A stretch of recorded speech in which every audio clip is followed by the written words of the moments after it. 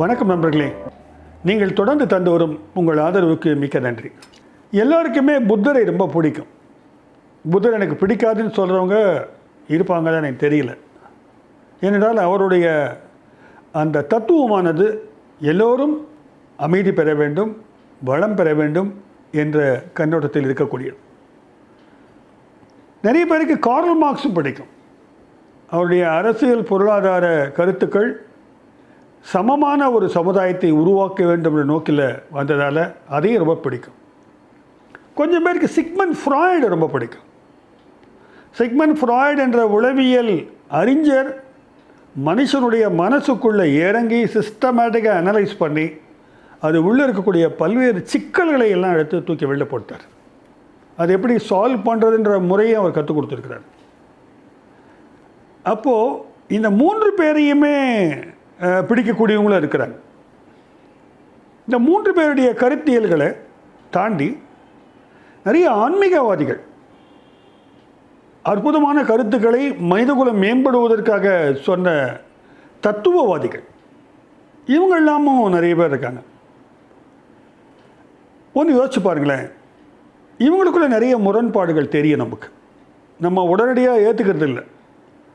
ஒரு ஃபிலாசபரை அக்செப்ட் பண்ணினாமோ இன்னொரு ஃபிலாசபரை ஏற்பதில்லை. கடுமையான விமர்சனத்தை வைக்க தயாராக இருக்கும். ஆனால் மாற்றாக ஒன்று சிந்தித்து பார்க்கலாம்.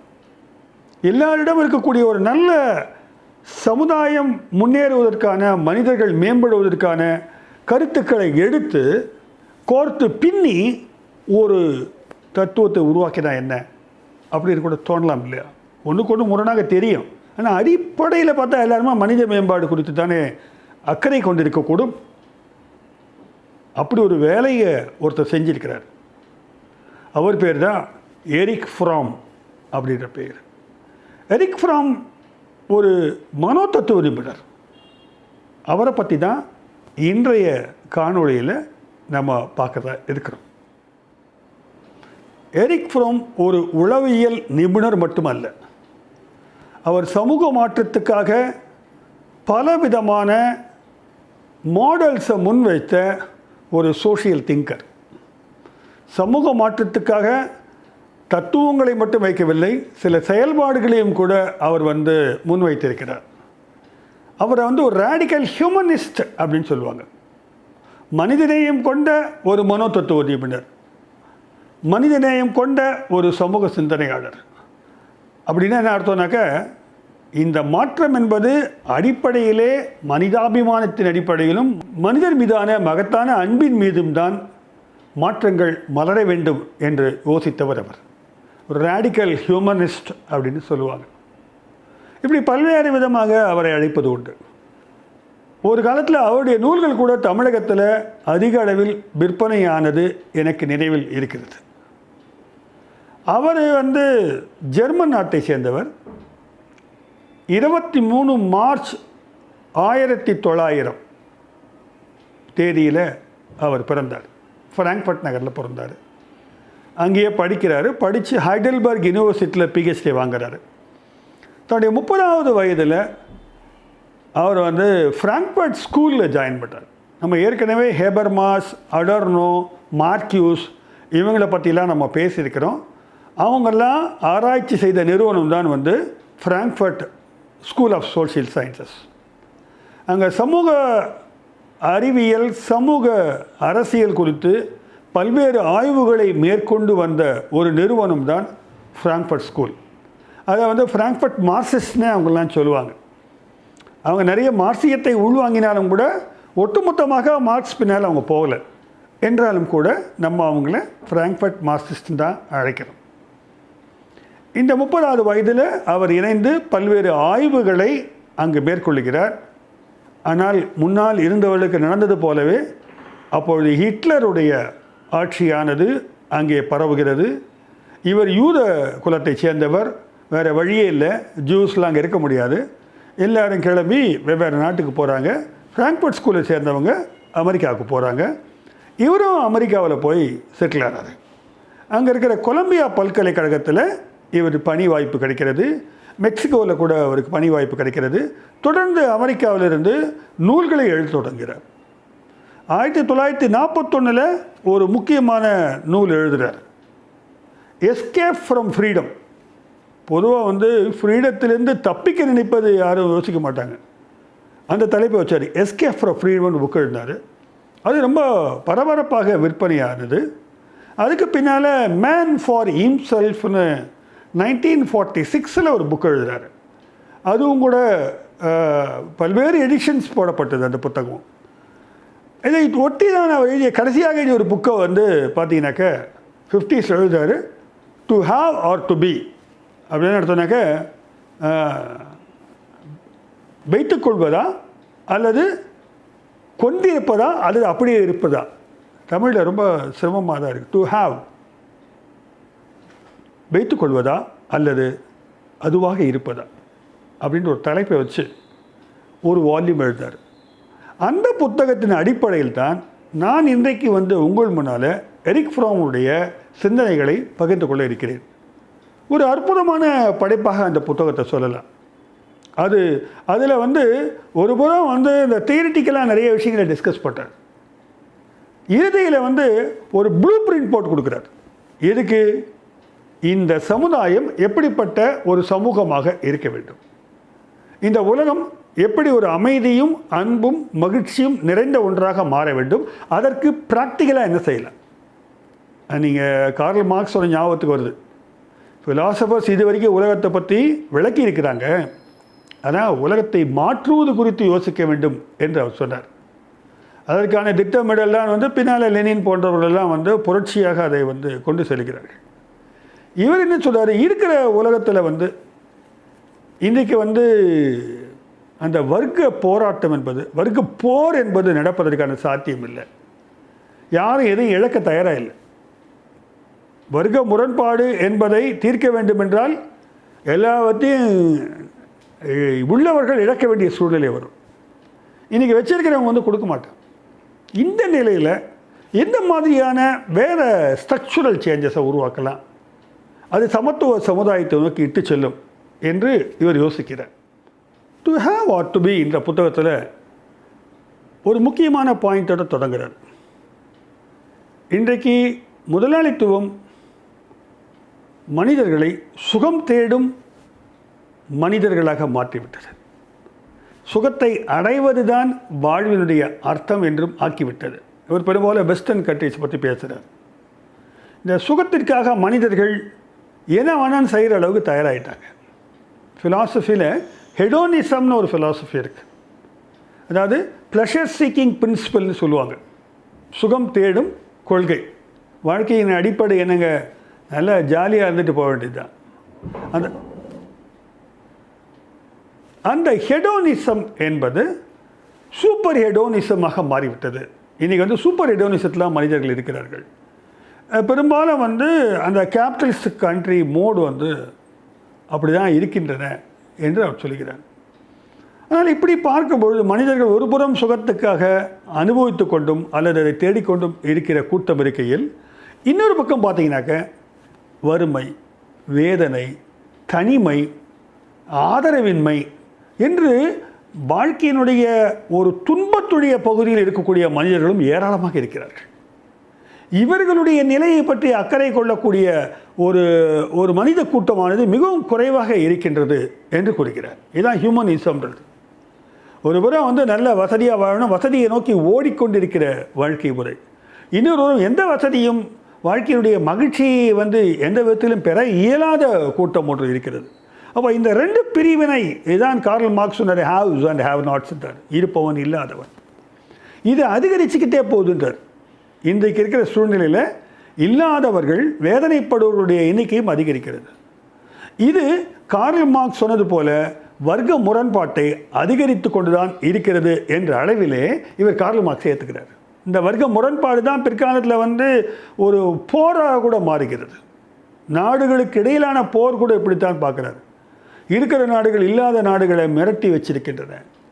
இல்லாதவன் எப்பயுமே இருப்பவங்கிட்ட அடிமையாக இருக்கிற கட்டாயம் இருக்கிறது. அப்போ ஒரு மிகப்பெரிய போர் ஏற்படுவதற்கு மட்டுமல்ல, இந்த சுகம் தேடும் மனோபாவம் என்ன பண்ணுதுனாக்க ஒரு போட்டியில் வந்து செல்ஃபிஷ்னஸ் அதிகமாக்குது.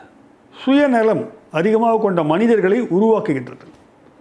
அப்போது இந்த மாதிரி பொருள் சுகம் தேடுபவர்கள் சுயநலமிக்கவர்களாக மாறக்கூடிய ஒரு சூழல் உருவாவதை அவர் ரொம்ப விரிவாக வந்து விளக்கி சொல்லுகிறார். அது எங்கே போய் முடியுதுனாக்கா வெறுப்புணர்ச்சியிலும் முடிகிறது. போட்டி மனோபாவம், வெறுப்புணர்ச்சி, அதனுடைய கல்மினேஷனாக வந்து போர், மோதல், இப்படியெல்லாம் போகுது. அப்போ நிறைய இந்த அமைதி குலைவு என்பது இதனால் ஏற்படுகின்றது என்பதை வந்து அடிப்படையிலே கார்ல் மார்க்ஸிடம் அந்த கருத்தை வாங்கி இவர் தன்னுடைய ஃபிலாசபியில் ஏற்றுக்கிறார். தொழிற்புரட்சி ஏற்பட்ட காலத்திலிருந்து உத்து பார்த்தோன்னாக்க நம்ம பல்வேறு வளர்ச்சிகளையெல்லாம் சொல்லிகிட்டு இருக்கோம். நிறைய இண்டஸ்ட்ரியல் டெவலப்மெண்ட் ஆகிடுச்சு நாட்டில்தான் சொல்கிறோம். ஆனால் இன்னொரு பக்கம் பார்த்தீங்கன்னாக்க பெரும்பான்மையான மனிதர்கள் தொழிலாளர்களாக ஆக்கப்பட்டிருக்கிறார்கள். எல்லாருமே வெறும் தொழிலாளர்கள் தான். ஒரு மனிதன் என்றால் அவன் தொழில் செய்கிறவன். இந்த தொழிலாளர்கள் கூட முன்னொரு காலத்தில் வந்து மிக மோசமான சூழ்நிலை இண்டஸ்ட்ரீஸில் இருந்துச்சு. நமக்கு தெரியும், 14 மணி நேரம்லாம் வேலை பார்க்குறது. அது இன்றைக்கி திருப்பி ஐடி செக்டர்லாம் வந்துட்டு நம்ம பார்க்குறோம். வெறும் தொழிலாளர். ஒரு மனிதன் என்றால் யார் என்றால் அவன் தொழில் செய்பவன். காலையில் 8 மணிக்கு ஃபேக்ட்ரி போனான்னா சாயந்தரம் 6 அல்லது 7 மணி ஆயிரும். அப்படியே அவனுடைய குவாலிட்டி ஆஃப் லைஃப்பை வந்து சக் பண்ணிக்கிட்டு தான் அந்த இண்டஸ்ட்ரீஸில் அனுப்புவாங்க. இப்போ உலகம் முழுவதும் தொழிலாளர்கள் மட்டும்தான் வந்து அதிகமாக இருக்கக்கூடிய சூழலை வந்து இந்த இண்டஸ்ட்ரியல் குரோத் உருவாக்கி இருக்கிறது என்று கணிக்கிறார். இன்னொரு புறம் இந்த தொழிலாளர்கள் வந்து வேலைக்கு போயிட்டு வராங்க இல்லையா, அவங்க குடும்பங்களை கவனிக்கிறதுன்றதும், இந்த அவங்க குழந்தைகளை வந்து இங்கே எந்த கண்ணோட்டத்தில் வளர்க்குறாங்கன்றதும் ஒரு பிரச்சனைக்குரிய விஷயமா இருக்குது. அவங்களால முடியல. பெரும்பாலும் வந்து கவனித்து ஆரோக்கியமாக உருவாக்கக்கூடிய அளவிற்கு குடும்பத்தெல்லாம் பாதுகாக்கிற அளவுக்கான ஒரு தன்மை வந்து அவங்களுக்கு எனர்ஜியே இருக்கிறது இல்லை. அப்போது பெரும்பாலும் வந்து அந்த குழந்தைகளும் மறுபடியும் வந்து அடுத்த தொழிலாளியாக தான் உருவாகிறார்கள். அந்த வர்க்கம் வந்து அப்படியே கண்டினியூ ஆகிட்டே வருதுன்னு பார்க்குறாரு அவர். இந்த நிலையில் பார்த்தாக்க இன்னொரு புறம் பார்த்தோம்னாக்க இந்த தொழில் புரட்சியினுடைய வேகத்தில் இயற்கையை எப்படி வந்து எக்ஸ்ப்ளாய்ட் பண்ணுறது, சுரண்டுறது, இயற்கையை வந்து ஒரு நம்ம கொள்ளையடிக்கிறதுக்கான கொடுக்கப்பட்ட ஒரு வரமாக எடுத்துக்கொண்டு அதை டோட்டலாக காலி பண்ணுறது, இயற்கையை சுரண்டுவது என்பது வெறியானது இந்த இண்டஸ்ட்ரியல் டெவலப்மெண்ட்டுக்கு புரட்சிக்கு பிறகு அதிகமாவதாக பார்க்கிறார். அப்போ என்ன செய்யலான்னா, அரசாங்கம் கூட வளர்ச்சி என்று பார்க்கும்பொழுது பெரும்பாலும் வந்து தொழில் வளர்ச்சியைத்தான் வந்து அவங்க பார்க்குறாங்க. பெரும்பாலும் வந்து இந்தியா முன்னுக்கு வந்துருச்சுன்னு சொல்கிறோன்னா கூட நம்ம தொழில் என்ன வளர்ச்சி அடைஞ்சிருக்கோன்னு சொல்கிறாங்க. இந்த மனிதர் குலத்தினுடைய நன்மை என்ன வளர்ச்சி அடைந்திருக்கிறது என்ற நோக்கம் வந்து அரசுக்கு கூட இருப்பதில்லை. அப்போ ஒருபுறம் தொழில் வளர்ச்சியை பற்றியே பேச்சு கொண்டிருக்கிற அரசாங்கம், மறுபுறம் மானுட வளர்ச்சிக்கான சிந்தனைகளை எவ்வளோ தூரம் வளர்த்துருக்கிறோம், எந்த மாதிரி அந்த வேல்யூ சிஸ்டம்ஸ் மதிப்பீடுகளை நம்ம வந்து கல்வி மூலமாக கொடுத்துருக்குறோம், மக்களுக்கு எவ்வளோ தூரம் வந்து ஒரு ஆன்மநேய சிந்தனையை கொடுத்துருக்குறோம், அவங்கவுங்கள வந்து மகிழ்ச்சியாக இருக்கக்கூடிய அளவிற்கான வாழ்க்கைக்குரிய அந்த களத்தை ஏற்படுத்த முயற்சி செய்திருக்கிறோம் என்று கேட்டால் எந்த நாட்டிலையுமே அரசாங்கம் இதை செய்கிறதே இல்லை. ஒரு பக்கம் ஆர்மி டெவலப் பண்ணுவாங்க, ஒரு பக்கம் அந்த இண்டஸ்ட்ரி டெவலப் பண்ணுவாங்க, இன்னொரு பக்கம் கல்வி என்ற பேரில் வந்து இந்த ரெண்டுத்துக்கும் ஃபீட் பண்ணக்கூடிய ஆளுங்களை உருவாக்குறது. இதுதான் எரிக் ஃப்ராம் வந்து இதில் ஒரு புதிய மாற்றம் தேவை, இது கண்டிப்பாக மாறணும் அப்படின்றார். இந்த மாற்றம் முன்னேற்றம்னா அவர் சொல்கிறது வந்து மனிதநேயமிக்க எல்லா மனிதர்களும் மகிழ்ச்சி அடையக்கூடிய ஒரு மாற்றம் தேவை. அப்போது மனிதர்களுடைய மனதளவிலே ஒரு மிகப்பெரிய மாற்றம் தேவைப்படுகிறது என்று கணிக்கிறார். மனித மனங்களில் மாற்றம் தேவை. எப்படிப்பட்ட மாற்றம் தேவை அப்படின்னா, அந்த மாற்றத்தை கொண்டு வருவதற்காக ஒரு 3 பேரை துணை கிடைக்கிறார். ஒரு பக்கம் கார்ல் மார்க்ஸ், இந்த பக்கம் புத்தா, மூன்றாவதாக சிக்மண்ட் ஃப்ராய்ட். நம்ம ஏற்கனவே சொன்னோம். இந்த 3 பேருக்கும் கொண்டு வருவதில் வந்து பிரச்சனை இல்லைன்னு அவர் நினைக்கிறார். புத்தரையும் மார்க்ஸை வந்து அவர் எளிதாக இணைக்கிறார். என்றால் மார்க்ஸினுடைய பல்வேறு கொட்டேஷன்ஸ் எடுக்கிறார். மார்க்ஸினுடைய இதுவரை பிரசுரிக்கப்படாத பல நூல்களிலிருந்தும் இந்த இடத்துல நான் ஒரு தகவல் சொல்லணும். ஃப்ராங்க்ஃபர்ட் ஸ்கூலுடைய முக்கியமான நோக்கம் ஜெர்மனியில் தொடங்கிய போது இதுவரை பிரச்சுரமாகாமல் ஜெர்மனியில் மேனஸ்கிரிப்டாக எழுதி வைத்திருந்த கார்ல் மார்க்ஸுடைய நூல்களை எல்லாம் பதிப்பிக்க வேண்டும் என்ற நோக்கத்தில் வந்து அவங்க நிறைய கலெக்ட் பண்ணாங்க. அந்த வகையில் வந்து இவருக்கு நிறைய எக்ஸ்போஷர் இருந்திருக்குது. மார்க்ஸினுடைய பதிப்பிக்கப்படாத பல நூல்களில் வந்து இன்னொரு முகம், மார்க்ஸினுடைய முகம் தெரிவதாக நிறைய அறிஞர்கள் வந்து குறிப்பிட தொடங்கி இருக்கிறார்கள். அதில் வந்து எரிக் ஃப்ராம் சொல்கிறாரு, அவரை புத்திஸ்ட் பிரின்சிபல்ஸ் வந்து அதில் ரிஃப்ளெக்ட் ஆகுதுன்றார். அப்படி சொல்லும் பொழுது மார்க்ஸிலிருந்தும் சிக்மண்ட் ஃப்ராய்டு, நம்ம ஏற்கனவே சொல்லியிருக்கோம், ஒருமைப்பாடுக்கான ஒரு மனநலனை பற்றி பேசியவர் அவர், புத்தருக்கு தெரிஞ்சது தான். ஆக இந்த 3 அடிப்படையிலே மனமாற்றங்களை நாம் உருவாக்க வேண்டும்னாக்க 4 விஷயங்களில் இவங்க ஒன்றா வரதா சொல்கிறார். 4 அம்சங்களில் வந்து நம்ம இவங்களை கொண்டு வரலாம். ஒன்று வந்து உற்பத்தி என்பது மக்களுடைய தேவைக்காக உற்பத்தி செய்யப்பட வேண்டும் நாட்டிலே. கார்ல் மார்க்ஸ் மக்களின் தேவை இல்லாத விஷயங்களை எல்லாம் உற்பத்தி செய்யக்கூடாது. அதே மாதிரி கன்சியூமர், நுகர்வோர் ஆரோக்கியமான நுகர்வு பண்பாட்டை வளர்த்து கொள்ள வேண்டும். அதாவது சேன் கன்சம்ஷன்றார் அவர். ஆரோக்கியமான நுகர்வு பண்பாடு, இந்த 2த்துலேயுமே வந்து புத்தரும் கூட எல்லாவற்றையும் வந்து எடுத்துக்கொள்வதல்ல, எளிமையான வாழ்க்கையை ப்ரப்போஸ் பண்ணுறாரு. மக்களுக்கும் இயற்கைக்குமான உறவு வந்து எப்படி இருக்கு, நல்ல உறவாக இருக்க வேண்டும். நம்ம இயற்கையோடு இயைந்து வாழக்கூடிய ஒரு பண்பாட்டை வந்து வளர்க்க வேண்டும்ன்றார். நமக்கு இந்தியாவில் வந்து இது நிறைய சொல்லியிருக்காங்க, இது புதுசு இல்லை, சொல்லியிருக்காங்க மட்டும் இல்லை, அப்படியே நம்ம வாழவும் கற்றுக்கிட்டு இருந்திருக்கோம். ஆனால் இந்தியாவின் பிரச்சனை என்னக்க, மேலை நாட்டு பண்பாடும் மேலை நாட்டு பொருளாதார அந்த தத்துவங்களும் அரசியலும் இங்கே அப்படியே இறங்க ஆரம்பிச்சிச்சு. இங்கே கொஞ்சம் கொஞ்சமாக வந்து பரவிட்டு வருது, நம்ம பார்க்குறோம். பல்வேறு ஊடகங்கள் மூலமாக நம்ம தெரிஞ்சுக்க முடியும். அப்படி இருக்கும் பொழுது இயற்கையோடு இயைந்து வாழ வேண்டும் என்பதை குறிக்கோளாக கொள்வது வந்து இந்த 3 ஃபிலாசபருமே வந்து அக்ரி பண்ணுறாங்க. அதே மாதிரி இன்னொரு முக்கியமான பாயிண்ட் என்ன, அனைத்து மனிதரின் நலன் குறித்து அக்கறை கொண்ட திட்டங்கள் இந்த நாட்டுக்கு தேவை என்பதிலே கார்ல் மார்க்ஸாக இருக்கட்டும், புத்தராக இருக்கட்டும், ஃப்ராய்டாகட்டும் ஒன்றுபடுகிறார்கள். இப்படி அடிப்படையாக 4 விஷயங்களிலிருந்து இவர் தன்னுடைய சமூக நலனுக்கான ஒரு தத்துவ தேடலை வந்து தொடங்குகிறார் என்று நான் கருதுகிறேன்.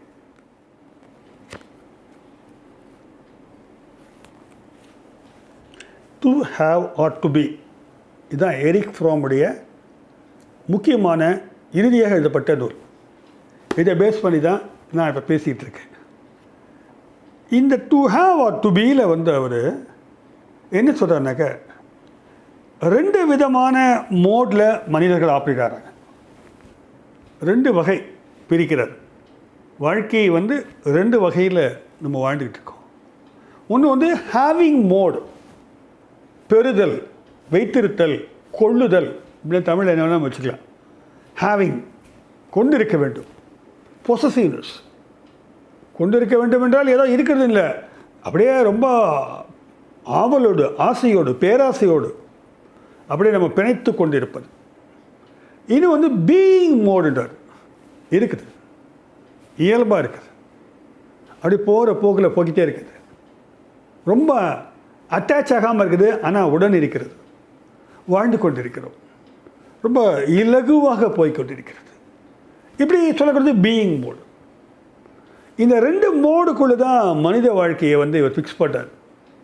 இதிலிருந்து ஒரு புதிய தத்துவ பேட்டர்னை வந்து முன்வைக்கிறார். இது ரொம்ப ஈஸ்டர்ன் ஃபிலாசபியினுடைய வாசனை அதிகமாக அடிக்கும். இந்த பீயிங்னு வந்துட்டாலே பெரும்பாலும் கீழே நாடுகளுடைய தத்துவ புரிதல்கள் அங்கே வந்து உட்காந்துக்கிறோம். அந்த வகையில் பார்த்தோன்னா இந்த ஹேவிங் மோடில் என்ன ப்ராப்ளம்? ஹேவிங் மோடுன்றது வந்து நமக்கு வந்து ஒன்றும் இல்லை, பேராசை பிடிக்கிறது தான், துரத்தி பொருள்கள் பின்னால் ஓடுறது, எப்படியாவது வந்து பொருளில்லாருக்கு உலகு இல்லை என்பதை மட்டுமே கணக்கில் எடுத்துக்கொண்டு பொருட்களை வந்து சேகரிப்பது, சில சமயம் அபகரிப்பது. இதில் வந்து பெரும்பாலும் நான் சொன்ன மாதிரி முன்னால் சொன்ன ஒரு வெறுப்புணர்ச்சிகளை உண்டாக்குவது, ஒருவர் வந்து ஆக்கிரமிப்பு செய்வது, மேலாதிக்கம் செலுத்துவது, இப்படி வந்து டெவலப் ஆகிட்டே போகுதுன்றார். இந்த ஹேவிங் மோடில் தான் வந்து பல்வேறு அரசாங்கங்கள் வந்து செயல்பட்டு கொண்டிருக்கின்றன. அரசியல் சித்தாந்தங்கள் அடிப்படையில் கூட இந்த ஹேவிங் மோடு, அதாவது ஒன்றை பெற வேண்டும், ஒன்றை ஆக்கிரமிக்க வேண்டும், ஒன்றின் மீது நாம் ஆட்சி செய்ய வேண்டும், அது அடக்குமுறைக்கு தான் கொண்டு போய் விடும். இந்த ஹேவிங் மோட் வந்து மனிதர்களை மதிக்காது, மனித உரிமைகளை மறுக்கும், சமத்துவத்திற்கான இடம் அங்கே இல்லாமல் போகும்.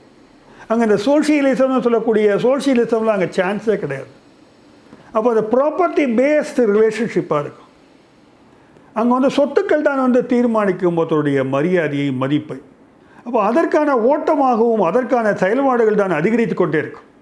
இதனுடைய நீட்சியாகத்தான் வந்து உச்சக்கட்ட முதலாளித்துவம் வந்து இங்கே இயங்க தொடங்குகிறது. பெரும்பாலும் வந்து ஒரு கன்சியூமர் சொசைட்டியை அது கிரியேட் பண்ணும். இதுதான் ஹேவிங் மோட். ஆனால் இந்த பீயிங் மோடுன்றது வந்து அப்படி இல்லை. தேவைக்கு அதிகமாக அது யோசிக்காது. அந்த மனம் ரொம்ப எளிமையாக வாழ்வதை வந்து ப்ரிஸ்கிரைப் பண்ணும். ஒரு வகையில் வந்து காந்தியை வந்து நம்ம ஒரு எக்ஸாம்பிளாக சொல்லலாம் இல்லை. ஆனால் காந்தி வந்து தப்பு அப்படின்னு சொல்லக்கூடிய கருத்துக்கள்லாம் இருக்கின்றன. ஆனால் வந்து அவர் வாழ்ந்த முறை மிக எளிய முறை. அதை ஃபாலோ பண்ணி வாழ்ந்தவங்க நிறைய பேர் இருக்காங்க. ஷுமேக்கர்னு ஒரு அறிஞர், அவர் இந்த காந்தியன் கொள்கை அடிப்படையில் ஸ்மால் இஸ் பியூட்டிஃபுல் அப்படின்னு ஒரு புக் எழுதியிருக்காரு. அது வந்து 80களில் வந்து ரொம்ப பரபரப்பாக பேசப்பட்ட ஒரு புத்தகம். எப்படி எளிமையாக வாழ்வது தான் அழகானதுன்னு சொல்லக்கூடியது. அது வந்து ஒட்டுமொத்தமாக சன்னியாசியாக இருப்பதல்ல. இந்த சன்னியாசியை பற்றி சொல்லும்பொழுதும் எரிக் ஃப்ரோமன் சொல்கிறார், சன்னியாசி துறந்து விட்டோம் என்று சொன்னாலும் கூட அது துறவு அற்ற துறவு நிலை. உள்ளுக்குள்ளே அந்த வேட்கை இருக்கும். வெளியில தான் துறவியாக இருப்பாங்க. அவர் இந்தியாவில் வந்து பார்த்தாரா எனக்கு தெரியாது. ஆனால் அவர் சொல்கிறாரு, துறவிகள்லாம் கூட நிறைய பேருக்கு அந்த அட்டாச்மெண்ட் நிறைய இருக்குது. அதனால் ஹேவிங் மோடு தான் வந்து இன்றைக்கி வந்து ஆப்ரேட் ஆகிட்டுருக்கு. அதை வந்து நீக்க வேண்டும். பீயிங் மோடில் வந்து உலகம் ஆப்ரேட் ஆச்சுனாக்க எல்லோருக்கும் எல்லாம் கிடைக்கும். அன்பும் சமாதானமும் புவியெங்கும் நிலவும் அப்படின்னு அவர் சொல்கிறார். அரசியல் சித்தாந்திகளை பொறுத்தவரை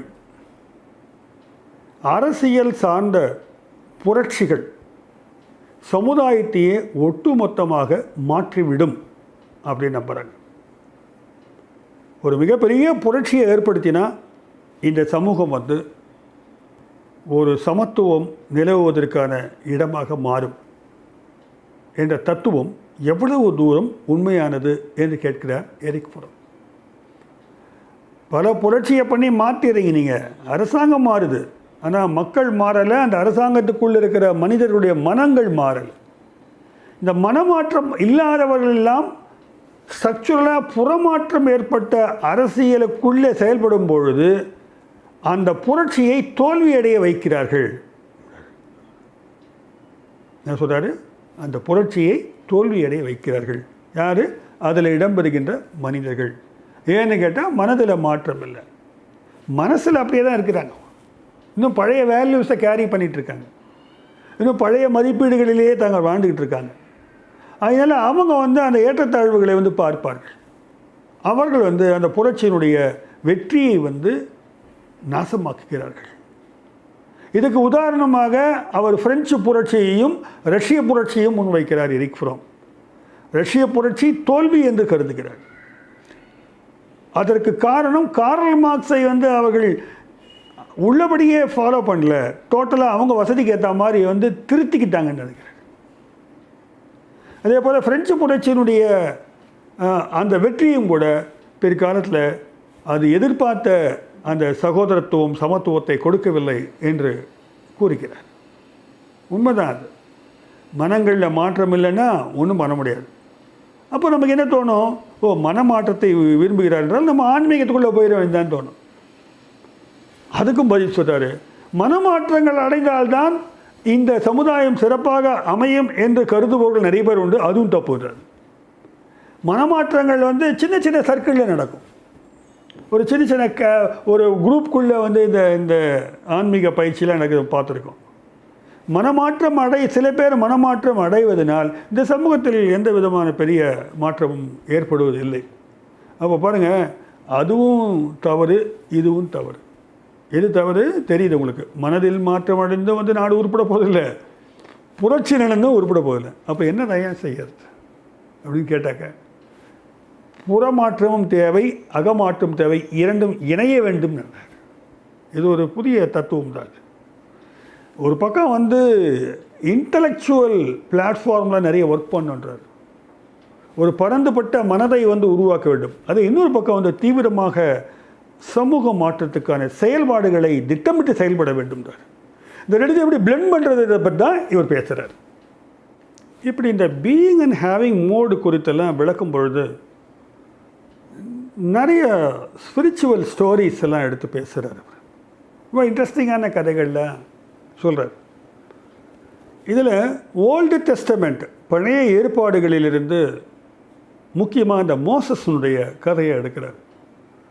மோசஸ் தன்னுடைய மக்களை வந்து விடுதலை பெற்றுக்கொண்டு புதிய தேசத்தை நோக்கி போகிறார்.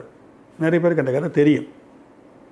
அந்த விடுதலை அடைந்த அடிமைகளாக இருந்து விடுதலை அடைந்த மக்கள் வந்து அவர் பின்னால் போகிறாங்க. வெகு தூரம் போகிறாங்க. போகும்பொழுது ஒரு பாலைவனத்துக்கு போகிறாங்க. பாலைவனத்தில் தான் வந்து அவங்க தங்குறாங்க. மோசஸ் சொல்கிறாரு, கடவுள் நம்மளை வந்து ரட்சிப்பார். கடவுள் வந்து எல்லாருக்கும் உணவு கொடுப்பார். ஒரு நாளைக்கு நான் கொடுக்குற பிரெட்டு ஒரு நாளைக்கு தான், உங்கள் தேவைக்கு மட்டும் தான் வச்சுக்கிற இந்த உணவை. மறுநாளைக்கு சேர்த்து வைக்கக்கூடாது. இன்றைக்கி கொடுக்குற உணவை இன்றைக்கி சாப்பிட்டோம், நீ பிரெட்டை நாளைக்கு தேவைன்னு சேர்த்து வைக்கக்கூடாது யாரும். நாளைக்கு மறுபடியும் கடவுள் வந்து நமக்கு உணவு கொடுப்பார் அப்படின்னு சொல்கிறார். ஆனால் வந்து இது என்ன தத்துவம் என்று பார்த்தால், பாலைவனம் என்பது அவளுக்கு ஒரு சுதந்திரமான ஒரு வெளியாக காட்டப்படுகிறது. எந்த சொத்தும் இல்லாத ஒரு வாழ்க்கை, நாடோடி வாழ்க்கை.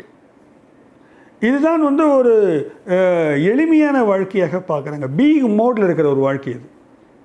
அவங்க வந்து எதையும் சுமந்துக்கிட்டு வரல. அவங்க ரொம்ப கடவுளை பற்றி மட்டுமே சிந்திக்கக்கூடிய ஒரு தருணத்தில் இருக்கிறார்கள். அப்போ மோசஸ் சொல்கிறாரு, இந்த உணவை நீங்கள் சேமித்து வைக்காதீர்கள். ஆனால் நிறைய மக்கள் வந்து அந்த மோசஸனுடைய பேச்சை கேட்கலை. உணவை வந்து சேர்த்து வச்சாங்க. மறுநாள் காலையில் பார்க்கும்பொழுது அந்த பிரெட் எல்லாம் புழுத்து போயிருந்தது. புழுக்கள் நெளிந்து கொண்டிருந்தது. அவ்வளோதான் அது. அப்போ என்ன ஆகுதுனாக்க, நீங்கள் சேமித்து வைப்பது என்பது வந்து அழிந்துதான் போகும். அப்போ இந்த கடவுளுடைய சொல்லாக எதை சொல்லுகிறார் என்றால், நீங்கள் வந்து தேவைக்கு அதிகமாக சேர்க்கக்கூடாது. தேவையின் அடிப்படையில் தான் பொருள்கள் உங்களிடம் இருக்க வேண்டும் அப்படின்னு நம்ம புரிஞ்சுக்கிறோன்னு எரிக் ஃப்ராம் சொல்கிறார். இதையே தான் வந்து கார்ல் மார்க்ஸ் கூட சொல்கிறார். தேவையின் அடிப்படையில் தான் பொருட்கள் இருக்க வேண்டும். இது ஒரு நல்ல கருத்து தான் இது. ஆனால் நம்ம வந்து அந்த கருத்தை எல்லாம் வந்து நடைமுறைப்படுத்துறது சாத்தியமாகவே இல்லை. ஏனென்றால் மனம் வந்து ஆசை அதிகமாக சுமக்கிறது. இங்கே தான் புத்தர் வந்து நமக்கு வந்து சொல்கிறார், ஆசையே துன்பத்துக்கு காரணம் தான். ஸோ எல்லாரையுமே ஒரு லைனில் கூட ஒரு ட்ரை பண்ணுறாரு. இங்கே இதனால தான் வந்து மோசஸ் என்ன செய்கிறாரு, ஒரு நாள் யாருமே உணவே சாப்பிடக்கூடாதுன்றார். ஒரு நாள் விரதம், ஷபாத் பண்ணுவாங்க. ஷபாத் என்ற விரதத்தை வந்து ப்ரிஸ்கிரைப் பண்ணுறாரு. நம்ம வந்து தினமும் சாப்பிட்டுக்கூடாது, ஒரு நாள் வந்து சாப்பிடாமல் இருப்போம். அந்த ஒரு நாள் என்பது பின்னால் வந்து யூதர்கள் கூட அதை வந்து பின்னால் ரொம்ப முக்கியமான ஒரு தினமாக கடைபிடிக்கிறார்கள் இன்றளவிலும். நம்ம இந்தியாவில் வெள்ளிக்கிழமை விரதம்லாம் இருக்கோம், நம்ம நிறைய விரதங்கள் இருக்கிறோம். அந்த விரதம்ன்றது என்னென்ற உண்ணாவிரதம். அது அந்த ஒரு நாள் உண்ணாவிரதம்ன்றது என்னென்னாக்க, நம்மை நாம் கவனிக்கிறோம். நம்ம பீயிங்கை கவனிக்கிற நேரம், நாம் இயற்கையோடு உறவு கொள்ளுகின்ற நேரம், நாம் வந்து எல்லாவற்றையும் அடைத்து பொருளை பெற வேண்டும் என்றெல்லாம் யோசிக்காமல் நம்மை ரொம்ப இயல்பாக வைத்திருக்கின்ற ஒரு நேரம், பிறரை கவனிக்கின்ற ஒரு நேரம். அது இப்படி தான் சொல்கிறாங்க அதில். அப்போது பிறருக்காக உதவக்கூடிய தருணங்களை ஏற்படுத்தி கொள்ளக்கூடிய ஒரு நேரம் அது. அதுதான் வந்து அந்த ஷபாத்ன்றது. அதனால் எப்படி இதெல்லாம் தான் பேசிக்கான வேல்யூஸு. இந்த வேல்யூஸை வந்து ஒரு ப்ராக்டிஸில் எப்படி கொடுக்குறாரு மோசஸ் பாருங்கள் அப்படின்னு எரிக் ஃப்ராம் சொல்கிறார். அப்போ ஷபாத்ன்றது வந்து இதுதான் வந்துச்சு. இதிலிருந்து வந்து இவர் இந்த பீயிங் மோடுடைய பேட்டர்னை வந்து இவால்வ் பண்ணுறார். நியூ டெஸ்டமெண்ட்டும் இதே மாதிரியாக பீயிங் மோடுக்காக நிறைய சொல்லியிருக்கு. ஷேர் பண்ணுங்கள், நிறைய கொடுங்க, அன்பு காட்டுங்க. இல்லை எல்லா மதங்களுமே பீயிங் மோடு தான் சொல்லும். இதில் ஒரு விஷயம் சொல்கிறார் அவர், சாத்தானுக்கும் கிறிஸ்துவருக்குமான வேறுபாடு பற்றி சொல்லும்பொழுது, இந்த பொருள்கள் மீது பேராசை கொள்வது என்பதும் பொருள்களை எப்படியாவது நாம் பெற வேண்டும் என்ற வெறி கொள்வதும் சாத்தானுடைய குணமாக பார்க்கிறார். அதன் மீது அதிக அட்டாச்மெண்ட் இல்லாமல் ஒரு டிட்டாச்சு அட்டாச்மெண்ட் வச்சுக்கிட்டு மக்களுக்கு தரக்கூடிய அன்பு காட்டக்கூடிய குணத்தை வந்து ஜீசஸ்ன்றார். அப்போ ஜீசஸ் இதை ரெப்ரசன்ட் பண்ணுறாரு, பீயிங் மோட. சாத்தான் வந்து ஹேவிங் மோடை ரெப்ரசன்ட் பண்ணுறாரு. இன்னும் சொல்ல போனால் புத்திசத்தில் வந்து இதெல்லாம் தாண்டிய வந்து பொருள்களை வந்து ஆசைப்படுவது என்பதே வந்து தேவையில்லை என்று ரொம்ப எக்ஸ்ட்ரீமில் போய் சொல்கிறாங்க நீங்கள். ஸோ இந்த அளவில் அதை பார்க்குறாரு. 13ஆம் நூற்றாண்டில் வந்த ஒரு ஞானி வந்து மாஸ்டர் எக்கார்ட். இவர் வந்து ஒரு தியலாஜியன், ஜெர்மன் நாட்டை சேர்ந்த டொமினிஷியன் தியலாஜியன். இவருடைய செர்மன்ஸ், இவருடைய உரைகள் எல்லாம் வந்து ஆன்மீக பரப்பிலே பலத்த அதிர்வை உண்டாக்கியவை. அவர் ஒரு ஜென் மாஸ்டர் போல். அவருடைய இன்டர்பிரிட்டேஷன்ஸ் ஆஃப் ஸ்பிரிச்சுவாலிட்டி மிகவும் ஈர்ப்பை தரக்கூடியவை. இன்றைக்கு கூட எக்கார்ட்டை வந்து கோட் பண்ணி நிறைய பேர் சொல்லிட்டு இருக்காங்க. எரிக் ஃப்ரோமோ எக்கார்ட்லேருந்து நிறைய விஷயங்களை தன்னுடைய இந்த ஹேவிங் மோட், பீயிங் மோடுக்கு சாதகமாக எடுத்துக்கொள்கிறார். இந்த ஹேவிங் மோடை பற்றி அவர் சொல்லும் பொழுது, எக்கார்ட் சொல்லும் பொழுது ஸ்பிரிச்சுவல் பாவர்ட்டி அப்படின்ற ஒரு வார்த்தையை சொல்கிறார். ஆன்மீக வறுமை.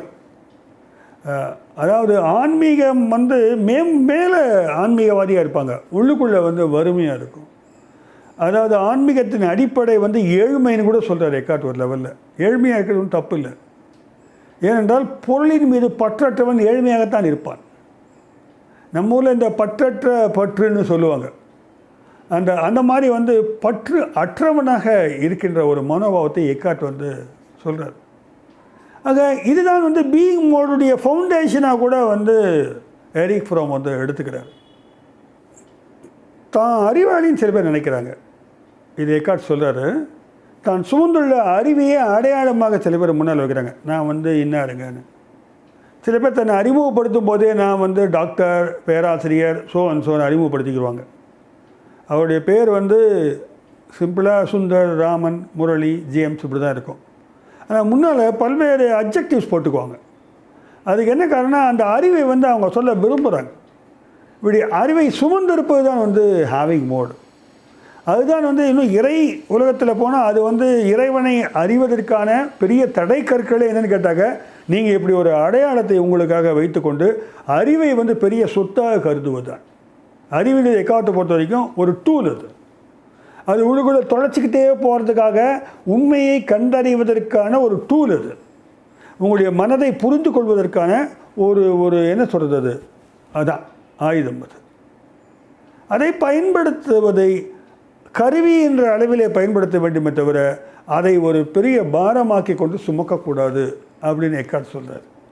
அப்போது அறிவை வைத்திருப்பது என்பது கூட, வைத்திருப்பது அங்கே ஹேவிங் மோடில் வந்து ஆப்ரேட் பண்ணிங்கனாக்க நீங்கள் வந்து ஞானத்தை அடைய முடியாது. இன்னும் இந்த கடவுளை பற்றி நான் அறிந்திருக்கிறேன் என்று சொல்வது கூட, கடவுள் நம்பிக்கை உள்ளவன், அதுவும் கூட வந்து சரியான ஒரு கடவுள் தன்மையை அறிந்ததாகாது.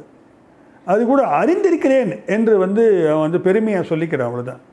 யாரெல்லாம் இப்படி பெருமையாக வந்து தம்பட்டம் அடித்துக் கொள்கிறார்களோ எக்கார்ட்டை பொறுத்த வரைக்கும் அவங்களுக்கெல்லாம் வந்து கடவுளை பற்றிய பெரிய ஞானம் இருப்பதற்கான வாய்ப்பு இல்லை அப்படின்னு சொல்கிறார்.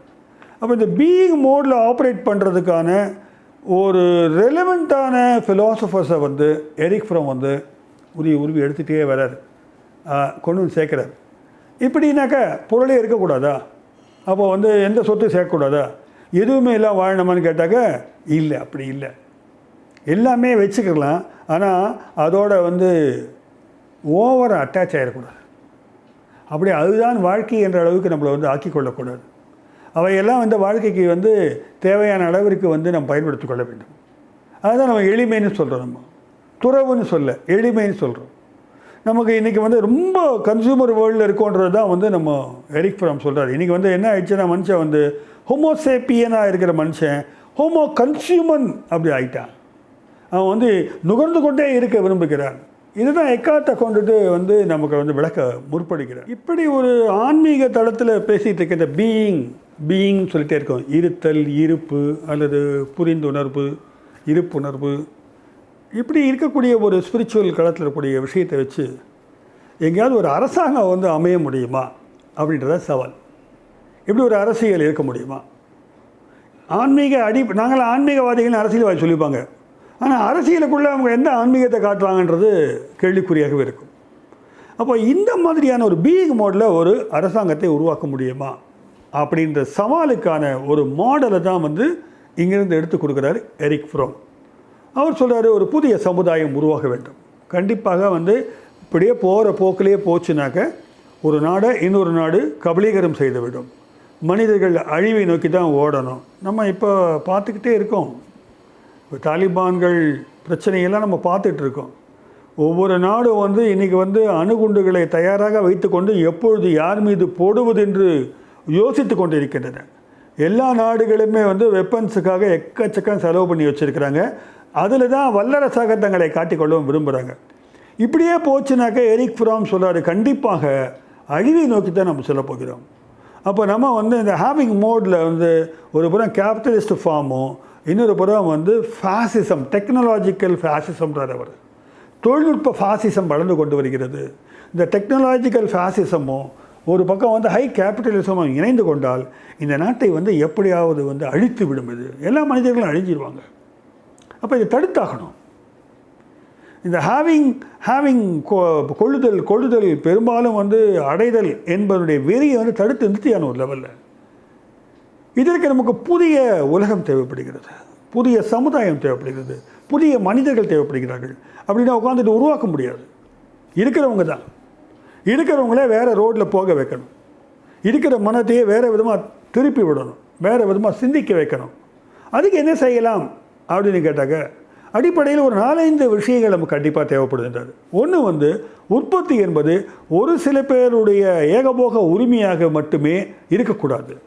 அதாவது கொஞ்சம் பேர் மட்டுமே உற்பத்தியெல்லாம் கவனிச்சுக்கிட்டு லாபத்தை சம்பாதிச்சு உலகத்தையே சுரண்டக்கூடாது. இன்னும் இன்றைக்கி இருக்கிற டேர்ம்ஸ் சொல்ல போனாக்க பெரிய பெரிய கார்ப்பரேட்டுகளெல்லாம் வந்து காலி பண்ணி ஆகணும். இந்த கார்ப்பரேட்டுகளை காலி பண்ணும்போது எப்படி காலி பண்ணுறதுன்னு ஒரு திட்டம் கூட சொல்கிறார் இவர். அது எப்படி சொல்கிறாருனாக்க, மக்கள் வந்து பல பொருட்களை வாங்குவதை மறுக்க வேண்டும். த கிரேட் ரிஃப்யூசல்னு ஒரு மார்க்யூஸ் அந்த மாதிரி மறுக்க வேண்டும். எல்லா பொருளையும் வாங்கக்கூடாது. இன்னும் அவர் சொல்கிறாரு, கார் ஓட்டாதீங்க, வாரத்தில் ஒரு நாள் கார் ஓட்டாதீங்கன்றார். பொது பப்ளிக் டிரான்ஸ்போர்ட்டில் போங்க. இது நமக்கு வந்து கியூபாவில் இந்த மாதிரி செய்கிறதா சொல்லுவாங்க. நீங்கள் பப்ளிக் டிரான்ஸ்போர்ட்டில் ஒரு வாரம் அமெரிக்காவில் எல்லோரும் பஸ்ஸுலேயும் ட்ரெயின்லேயும் போக ஆரம்பித்தாக்க பெட்ரோல் விலை படுத்துடும். கார் விற்பனை கூட திகினத்தை போட ஆரம்பிச்சிடும். ஆக பல பொருட்களை நாம் வாங்காமல் இருப்பதன் மூலமாக, பல கன்சியூமர் சுகங்களை நாம் அனுபவிக்காமல் இருப்பதன் மூலமாக இந்த கார்ப்பரேட்டுகளை வந்து நாம் வந்து ஆட்டம் காண வைக்க முடியுன்றார். அப்போ இந்த கன்சியூமர் அவேர்னஸ் இந்த இடத்துல இவர் ரொம்ப ஸ்ட்ராங்காக ப்ரிஸ்கிரைப் பண்ணுறாரு. அதை நம்ம பின்னால் பார்க்க போகிறோம். அப்போது ஒட்டுமொத்தமாக எல்லாமே ஒருத்தர் கையில் இருக்கக்கூடாது. ஒன்று. இரண்டாவது, இயற்கையை ஒரு பேரழிவை நோக்கி நகர்த்தி செல்கிறோம் நாம். அதை ரொம்ப ஓவராக எக்ஸ்ப்ளாய்ட் பண்ணுறாங்க நேச்சரை. கனிம வளங்களை சுரண்டுவதிலிருந்து அதிலிருந்து பல்வேறு வகையில் வந்து அதை நம்ம வந்து நாசம் பண்ணிக்கிட்டு இருக்கோம். அதை ஸ்டாப் பண்ணி ஆகணும். மூன்றாவது, விஞ்ஞானம், அறிவியல் என்பது எல்லாருக்குமான நலனை பயக்கக்கூடிய விஷயங்களுக்காக மட்டுமே வந்து அறிவியல் வளர்ச்சியானது மேற்கொள்ளப்பட வேண்டும். இல்லைனாக்கா இந்த அறிவியல் வந்து என்ன பண்ணுது பாருங்கள், நம்மளை வந்து ஆட்டம் பாம் தயாரிக்க வைக்குது, மிஷின் கன் தயாரிக்க வைக்குது. இப்படி கண்டுபிடிச்சி போய் வந்து உலக அழிவை நோக்கி இட்டு செல்கின்ற அறிவியல் கண்டுபிடிப்புகள் தடை செய்யப்பட வேண்டும். இல்லை கண்டுபிடிக்க வந்தாலே நீங்கள் இவ்வளோ பிரச்சனையாகுது, கையில் வச்சுக்கிட்டு மிரட்டிக்கிட்டு இருக்கான். அப்போது மக்களுக்கான அறிவியல் வர வேண்டும்ன்றார். இது எல்லாமே நம்ம எல்லாருக்குமே தெரிஞ்ச விஷயந்தான். இது ஒரு 50 ஆண்டுகளுக்கு முன்னால் அமெரிக்காவில் நெருக்கடியை அனுபவித்து ஒரு முன்வைக்கிறார். அப்போ எல்லோருக்கும் வந்து எல்லாமும் கிடைக்கக்கூடிய அதே சமயத்தில் ஒரு ஃபீலிங் ஆஃப் செக்யூரிட்டி, இதுதான் முக்கியமான விஷயமாக சொல்கிறார். இன்றைக்கி வந்து நமக்கு ஒரு பாதுகாப்பின்மையினால் தான் நம்ம வந்து அதை சேர்த்து வைக்கிற நாளைக்கு இல்லாமல் போயிடுமோன்னு பயப்படுறோம். நாளைக்கு எனக்கு உணவு கிடைக்காதுன்ற ஒரு பயத்தில் தான் இன்றைய உணவை வந்து மோசஸ் காலத்தில் சேர்த்து வச்சான். நாளைக்கான எனது வாழ்க்கையை வந்து உறுதி செய்யப்படுமானால் இன்றைய பற்றி நான் அதிகமாக நான் வந்து பயப்பட மாட்டேன். அந்த பயத்தின் காரணமாக ஒரு விகாரமாக எல்லாவற்றையும் இழுத்து போட்டு சேர்த்து வைக்க மாட்டேன். அப்போது எல்லாருக்கும் எல்லாம் எப்பொழுதும் கிடைக்கும் என்ற உத்தரவாதத்தை வந்து ஏற்படுத்தக்கூடிய ஒரு சமூக சூழல் வந்து உருவாக்க வேண்டும்ன்றார். இந்த கொள்கைகளை அடிப்படையாக கொண்ட அரசை உருவாக்க வேண்டும் அப்படின்னு முதல்ல ஒரு ப்ரப்போசல் கொடுக்குறாரு. இதில் நீங்கள் ஒத்து பார்க்கணும், மார்க்சிசம்னா என்னக்க ஒரு வர்க்க போராட்டத்தை வைக்கிறது.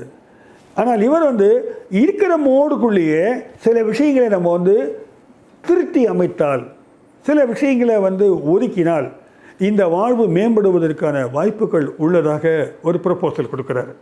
அதனால் தான் அவருடைய ஹியூமனிஸ்ட் ப்ரப்போசலாக கருதுகிறார்கள். முக்கியமாக ஜனநாயகம் என்பது உண்மையான ஜனநாயகமாக இருக்க வேண்டுமென்றால் எல்லோரும் அரசியலில் பங்கு பெற வேண்டும் அப்படின்னு சொல்கிறார். பார்ட்டிசிபேஷன் இந்த கவர்மெண்ட், இந்த டெமோக்ரஸி, எல்லா விதமான நிகழ்வுகளிலும் மனிதர்கள், மக்கள், சிட்டிசன்ஸுடைய பங்களிப்பு இருக்கணுன்றார். நமக்கு இப்போ எப்படி இருக்குதுன்னு அவர் சொல்கிறாருனாக்க, பெரும்பாலும் எல்லா நாடுகளிலுமே வாக்காளர்கள் அந்த நாளைக்கு ஓட்டு போடுற அன்றைக்கி போய் ஓட்டு போட்டு வந்துடுறாங்க. பாசிவ் ஸ்பெக்டேட்டர்ன்றார். அதாவது ஸ்பெக்டேட்டர்னால் வெறும் பார்வையாளராகத்தான் வந்து இந்த டெமோக்ரஸியில் இருக்கிறாங்க. வெறும் பார்வையாளராக இருந்த பிரயோஜனம் இல்லை, பங்கேற்பாளராக இருக்க வேண்டும். இந்த டிசிஷன் மேக்கிங்கில் வந்து நம்முடைய பங்களிப்பு எதுவுமே இருப்பதில்லை. அதனால் வந்து பங்களிக்க வேண்டுமென்றால் மக்களுடைய பிரதிநிதிகள் வந்து பல நிலைகளில் வந்து நம்ம வந்து கமிட்டிஸில் வந்து உள்ளே வரணுன்றார். குறிப்பாக இண்டஸ்ட்ரியல் பாலிசியில் வந்து பாலிசி மேக்கிங்கில் அந்த ஒவ்வொரு இண்டஸ்ட்ரியிலையும் மக்களின், தொழிலாளர்களுடைய பிரதிநிதிகள் இடம்பெற வேண்டும். இது சாத்தியமானு எனக்கு தெரியாது, ஆனால் அது முக்கியமான ப்ரப்போசலாக சொல்கிறார். பாலிசி மேக்கிங்கில் அதில் வந்து அவனும் எம்டியோட அவனும் டைரக்டர்ஸோட போர்ட் ஆஃப் டைரக்டர்ஸ்னு அவங்க இருப்பாங்க. கல்வி இயக்கங்களில் வந்து மாணவர்கள், ஆசிரியர்கள் வந்து பங்கு பெற வேண்டும்.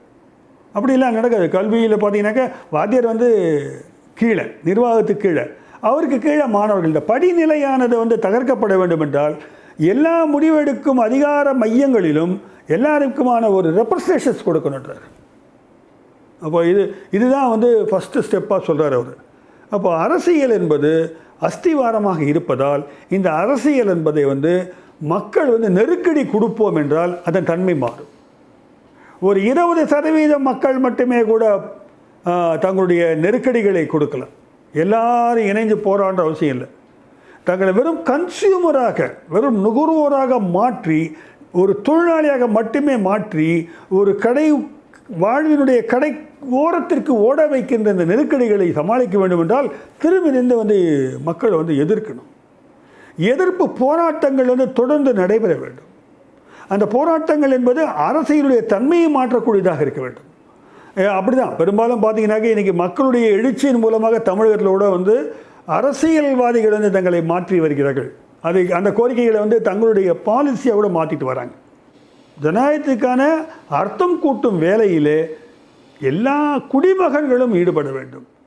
அதிகார வர்க்கம் தான் இன்றைக்கி ஜனநாயகத்தில் ஆட்சி செய்து வருகிறது.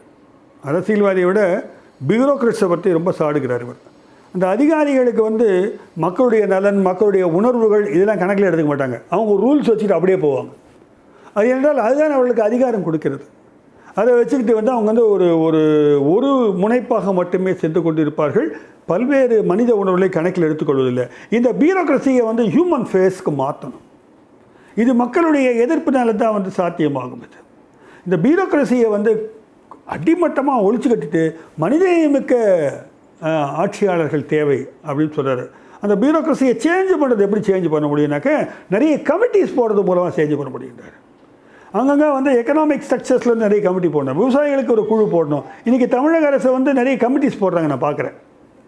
இந்த உயர்கல்வி சீர்திருத்தத்துக்காக ஒரு கமிட்டி போடுறாங்க, பள்ளிக்கூடத்துக்காக கல்வி சம்மந்தமாக போடுறாங்க, அப்புறம் மெடிக்கல் ஃபீல்டுக்கு ஒரு இது போடுறாங்க. இப்போ நமக்கு தெரியும், நமக்கு வைரஸ் வந்த உடனே, கொரோனா வைரஸ் வந்த உடனே நிறைய ஆலோசனை குழுக்கள்லாம் உருவாக்கப்பட்டன.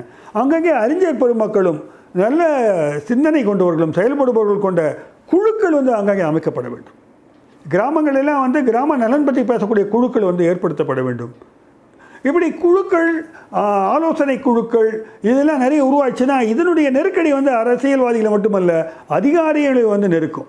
அவங்கள வந்து வேறு வழி இல்லாமல் வந்து இப்போ பல கமிட்டிஸ் வந்து இன்றைக்கி ஒர்க் ஆகாமல் இருக்குது.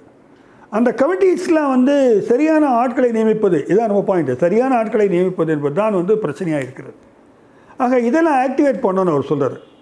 இது ஒரு பேசிக்கான ஒரு ஜனநாயக முறைப்படியே சென்று அதை வந்து ஹேவிங் மோட்லேருந்து வந்து பீயிங் மோடுக்கு மாற்ற முடியும் அப்படின்னு அவர் ஒரு முன்வைக்கிறார். இது எவ்வளோ தூரம் சாத்தியன்றது ஒரு கொஸ்டின் இருக்குது. எனக்கு தெரியும் இதையே அது வெற்றியாக பேசிகிட்டு இருக்காங்க. அப்படி இல்லை, வேறு ஆல்டர்னேட்டிவ் நம்ம சொல்ல முடியுமான்னு தெரில. ஏன்னாக்கா வேறு எந்த முரண்பாடில் போனாலும் வந்து அடித்து நசுக்கி விடுவாங்க, துப்பாக்கியால் சுட்டு காலி பண்ணுவாங்க. அது வந்து அப்புறம் எந்திரிச்சு நின்று வரது இயக்கங்கள் எல்லாம் வந்து அப்படியே படுத்து விடுகின்றன. ஒன்று சிறைச்சாலையில் அடைக்கப்படுவீர்கள், இல்லை என்றால் நீங்கள் கொல்லப்படுவீர்கள். உலக அளவில் இதுதான் நடக்குது. அவர் சொல்கிறாரு, பிரெயின் வாஷிங் மெத்தட்ஸ் நிறைய இருக்குது. இந்த முதலாளிகள்லாம் வந்து பெரிய பெரிய பிரெயின் வாஷிங் அட்வர்டைஸ்மெண்ட்ஸ் நிறைய மெத்தட்ஸ் இருக்குது. All brain washing methods in industrial and political advertisement must be prohibited. பாலிடிக்ஸ்லேயும் இருக்குது. மக்களை மூளை முழுங்க செய்யும் விளம்பரங்கள் எல்லாம் வந்து தடை செய்ய வேண்டும். நாம் அதை எடுத்து கொடுக்குற வேலை வந்து இன்டலெக்சுவலுடைய வேலை அப்படின்றார். அதே மாதிரி வந்து இன்றைக்கி மென்டல் ஹெல்த்தை வந்து பாதிக்கக்கூடிய தொடர்ந்து ஒன்று ரொம்ப சிம்பிளுங்க. கன்சூமர் வேர்ல்டை வந்து கண்ட்ரோல் பண்ணுற ரொம்ப சிம்பிள். இன்றைக்கி பார்த்தீங்கன்னா சென்ட்ரல் கவர்மெண்ட்டில் வந்து எக்கச்சக்கமான ஆப் வந்து காலி பண்ணாங்க. நம்ம செல்ஃபோனில் ஆப்ஸை யூஸ் பண்ணிகிட்டே இருந்தாங்க. திடீர்னு நூற்றுக்கணக்கான ஆப்ஸ் வந்து காலி பண்ணிவிட்டாங்க. இந்த டிக்டாக்லேயே வாழ்க்கையை செலவு பண்ணியிருந்த மக்கள்லாம் வந்து இன்றைக்கி அப்படி நிமிர்ந்து பார்த்தாங்க வெளியில், ஓ இதுதான் உலகமானு.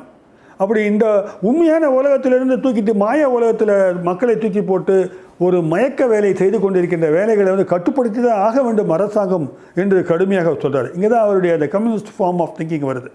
கிரிட்டிக்கல் திங்கிங்கை டெவலப் பண்ணுங்கள். அவங்கள கண்ட்ரோல் பண்ணுறதுக்கு சட்டம் மட்டும் தேவையில்லை. ஒரு கிரிட்டிக்கல் திங்கிங், கிளியர் திங்கிங்கான எஜுகேஷன் பேட்டர்ன் வந்து தொடர்ந்து கொடுங்க. மனப்பாடம் பண்ணி மார்க் வாங்கி வரதை விட ஒவ்வொன்றத்தையும் குறுக்கு விசாரணை செய்யக்கூடிய எஜுகேஷனை வந்து கொண்டு வாங்க. இது கொஞ்ச நாள் வந்து ஆகும். உடனே அவரும் சொல்கிறாரு, இட் வில் டேக் டைம். கொஞ்சம் கொஞ்சமாக வாங்க. கன்சூமர் அவேர்னஸை க்ரியேட் பண்ணுங்கள். கிரிட்டிக்கல் திங்கிங் கொண்டாங்க. விஞ்ஞானம் யாருக்காக என்று பாருங்கள், விவசாயம் எதற்காக என்று பாருங்கள், இந்த பூமி நலனை எப்படி பாதுகாப்பது என்று பாருங்கள் என்று பல்வேறு நாம் தொடர்ந்து கவலைப்படுகின்ற விஷயங்களை எல்லாம் வந்து அவர் தொகுத்து கொடுக்குறார். இந்த உலகத்தில் வந்து போலி தேவைகள் அதிகமாக உருவாக்கப்பட்டு விட்டன. நமக்கு இது தேவைன்னே இருக்காது. ஆனால் போலி தேவையை உருவாக்கி அதுக்கான பொருள்களை உருவாக்கி அந்த பொருளை நம்ம தள்ள கட்டிடுவோம். இல்லைனாக்கா நம்ம நேரத்தை வந்து திருடி என்டர்டைன்மெண்ட் மூலமாக நம்ம பிரெயின் வாஷ் பண்ணுவாங்க. இதுதான் வந்து இன்றைக்கி வந்து தொடர்ந்து அடுத்து என்னென்ன தேவைகளை உற்பத்தி செய்யலாம். நீங்கள் பார்த்தீங்கன்னாக்கா ஃபோனில் பார்த்துட்டு ஒரு பொருளை வாங்கிட்டீங்கன்னாக்கா 100 பொருளுக்கான விளம்பரம் வந்து விடும். நம்ம இது வாங்கினா அது வாங்கினா என்ன அப்படின்னு தோணும் நமக்கு. ஆக இன்றைக்கி இருக்கிற டிஜிட்டல் ரெவல்யூஷனை பயன்படுத்தி அதை அவர் அன்றைக்கி கணிச்சிருக்கிறார். False needs are promoted. நான் முன்னால் சொன்ன மாதிரி மக்கள் வந்து பிராண்ட் சீக்கிங் அனிமலாக மாறிவிட்டார்கள் என்பதை வந்து ஒட்டுமொத்தமாக இந்த ஃப்ராங்க்ஃபர்ட் திங்கர் சொல்கிறாங்க. பிராண்டு என்ன பிராண்டு. அப்போது இப்படியாக வந்து நம்ம வந்து ஒரு கன்சியூமராக மாறிக்கொண்டு முழுமையாக மாறிவிட்ட ஒரு கன்சியூமரை பார் அப்படின்னு நம்ம சொல்லலாம். இவன் நம்ம தனி மனிதனை பார்ன்னு சொல்லவே முடியாது. ஏன்னா இவன் தான் மனிதனா அப்படின்னு கேட்குற அளவுக்கு ஆகிப்போச்சு. பெரும்பாலும் வந்து நம்ம இந்த கன்சியூமரை பார்க்குறோம். அப்போ விமன்ஸ் லிபரேஷனை பற்றி பேசுகிறேன். Women must be liberated. விமனுக்கான ஒரு இந்த குரல் அதிகமாக அதான் மக்களுடைய குரல் தான் மகேசன் குரல். இந்த மக்கள் வந்து விழிப்புணர்வோடு வந்து கேட்க தான் இன்னைக்கு கூட 40% ஒதுக்கீடு பண்ணியிருக்கிறாங்க தமிழ்நாடு அரசு. அந்த வகையில் பார்த்தீங்கன்னா woman must be liberated from patriarchical domination என்றார். இந்த ஆணாதிக்கத்திலிருந்து விடுதலை செய்யப்பட வேண்டும். அதற்கு தேவை கல்விதான். கல்வி புரிந்துணர்வு. இந்த புரியக்கூடியது மட்டுமல்ல, உணர்வு ரீதியாகவும் புரிய வேண்டிய அவசியம் இருக்கின்றார். அப்போது இதுக்கு மேலே ஒரு சுப்ரீம் கல்ச்சுரல் கவுன்சில் என்றார். இதில் டேஞ்சர் இருக்குது. இந்த சுப்ரீம் கல்ச்சுரல் கவுன்சில் பல்வேறு கல்ச்சுரல் கவுன்சில்ஸ் வந்து உருவாக்கணும். அங்கங்கே அவர் சொல்கிறது வந்து இந்த பீயிங் மோடையும் ஹேவிங் மோடையும் கம்பைன் பண்ணி ஒரு பரந்த ஒரு இடது சிந்தனையும் இன்னொரு பக்கம் வந்து இந்த ஸ்பிரிச்சுவல் சிந்தனையும், வலதுன்னு நான் சொல்ல மாட்டேன், ஒரு ஸ்பிரிச்சுவாலிட்டியை இடதும் வந்து சேர்த்து வைக்கிறார் லெஃப்டையும். அப்படி கொண்டு வரும்போது இந்த கவுன்சில்ஸ் வந்து நிறைய அவேர்னஸ் ப்ரோக்ராம்ஸ் கிரியேட் பண்ணுறாரு. ஆனால் இன்றைக்கி என்ன ஆயிடுச்சுனாக்க அதே கவுன்சில் மாதிரி விஷயங்கள் உருவாக்கப்படுகின்றன. ஆனால் வந்து ஒருதலை பட்சமாக ஒரு ஒற்றை பரிமாண சிந்தனையை எல்லாரும் இந்த மதம் தான் அப்படின்னு ஒரு போதிக்கக்கூடிய எல்லாவற்றையும் ஒரு மதத்துக்குள்ளே அடக்கி அதை வந்து ஒரு அடையாளப்படுத்துகின்ற ஒரு ஆபத்தான வேலையும் வந்து இப்போ நடக்குது. ஆனால் அதை வந்து அவர் எதிர்பார்த்துருக்க மாட்டான்னு நினைக்கிறேன். அப்போது ஒரு effective information must be established.